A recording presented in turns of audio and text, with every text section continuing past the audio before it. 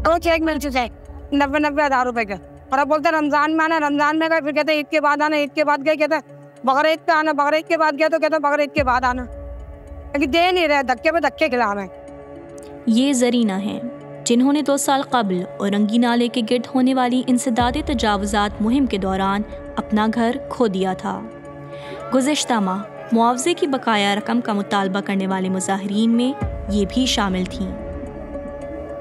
17 अगस्त 2023 को supreme court ने साबिक वज़ीर आला सिंध को तौहीन अदालत के केस में तलब किया, जो कि फरवरी 2021 में कराची के बड़े बरसाती नालों के गिर्द शुरू किए जाने वाली इंसदाद तजावुज़ात मुहिम के मुतासरीन की बहाली से मुतालिक था। अदालत उज़्मा के बाहर मुतासरीन एहतजाज के लिए जमा हुए, जो कि वाजिबुल अदा रकम की जुस्तजू में थे। अदालतों की सबसे बड़ी तौहीन यह है कि अदालत में कमेंटमेंट करने के बाद ये कहा जाए कि हम 2 साल, 1 साल नहीं 2 साल में ये कर देंगे। अदालत ने टाइम 2 साल का दे दिया है, उसके बावजूद इम्प्लीमेंट नहीं हुआ, अमल दरामद नहीं हुआ। लोग वीरान हो गए, लोग फुटपाथों पर पड़े हुए, लोग रिश्तेदारों के घरों पर पड़े हुए, किराए के पैसे देने के लिए नहीं है, परेशान है।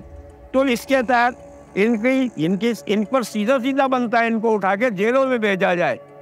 ये जो आप पीछे देख रहे हैं कि लोग घरों से निकले हैं एहतजाज के लिए, ये अपने घरों के लिए निकले हैं। इतनी मुश्किलात में ज़िंदगी आए कि बगैर छतों के, दीवारें नहीं बनी हुई है, बेपर्दगी है। इतने गुजर नाला पे ऐसी अमवात हुई हैं कि दिल चाहता है कि ये ज़मीन खुल जाए और हम लोग इसके अंदर चले जाएं। जब तक ये हमारे घर नहीं डिमोलिश हुए थे, बरसात होती थी, पानी गलियों में आता था, लेकिन कभी भी जानी नुकसान नहीं होता था। जब से ये काम शुरू हुआ है तो तकरीबन 38 के करीब गुज्जर नाला पे जो है अमवात हुई हैं। 2.5 घंटे की तवील कार्रवाई के बाद एक बेहतर फैसला सामने आया। सुप्रीम कोर्ट ने कमिश्नर कराची को 1 माह में किराए के बकाया चेक तकसीम करने की जिम्मेदारी सौंपी।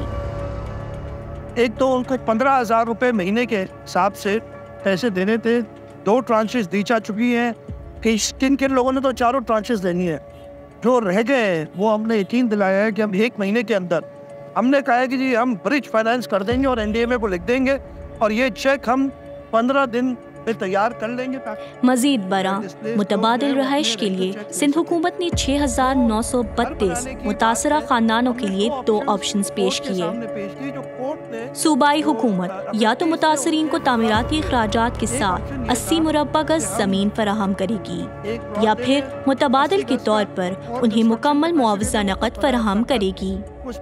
इसका हतमी फैसला मुतासरीन की बाहिमी रजामंदी से किया जाएगा। लेकिन कराची के हमारी तरफ से भी थोड़े बहुत लैप्सेस हुए और मैं उसका हमने किया है।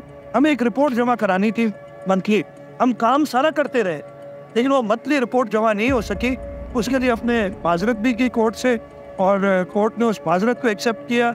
उन्होंने जो कंटेम्प्ट एप्लीकेशन, तो अभी तक मेरी हाजिरी को जो उन्होंने एग्जेम्प्ट किया है कोर्ट में आने से दोबारा, जब तक वो दोबारा ना बुलाएं, मैं जब बुलाएंगे आ जाऊँगा। जबकि तौहीन अदालत का मुकदमा ताहाल बरकरार है और मजीद कार्रवाई के लिए ज़ेर इल्तवा है। अगर 6 महीने तक और कोई पेशरफ नहीं होती, प्रोग्रेस नहीं होती, 1 साल 2 साल तक घर नहीं मिलते, तो ये कंटेम्प्ट जो है ये एक ऑन गोइंग। तो एज अ लॉयर मैं ये कहूँगी कि हमारे लिए बेहतरीन बात है कि मुतासरीन की कंटेम्प्ट एप्लीकेशन डिसमिस नहीं हुई।